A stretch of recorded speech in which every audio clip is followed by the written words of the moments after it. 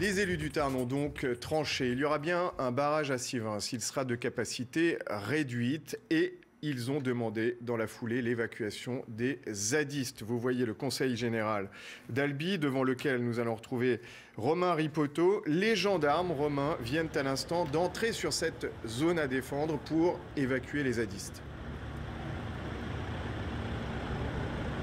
Effectivement, et c'est ce que nous a confirmé un agriculteur que nous avons pu joindre par téléphone il y a quelques minutes. On leur a demandé de partir tout simplement de la ZAD, d'arrêter le blocus qui permettait d'empêcher d'entrer et de sortir de cette zone à défendre. En tout cas, les militants écologistes maintenant doivent se préparer à quitter les lieux. Ce que nous confirmait encore il y a quelques jours le préfet ici dans le Tarn, c'est que l'expulsion serait imminente, conformément à ce que demandait aussi Manuel Valls. C'est ce qui a été voté aujourd'hui au Conseil général du Tarn. Alors du côté du dispositif de sécurité, je vous rappelle que sur Albi, 300 CRS sont toujours mobilisés. Du côté de Sivens et des alentours, ils sont 500 gendarmes mobiles à être sur place. Alors concernant la décision qui a été prise ce matin, du côté des militants écologistes, bien sûr, c'est un coup dur à prendre. Bien sûr, ils n'acceptent pas qu'un barrage puisse être construit sur le site de Sivens. Et du côté des agriculteurs, cette décision est plutôt bien acceptée, même s'ils attendent maintenant avec impatience l'expulsion des zadistes.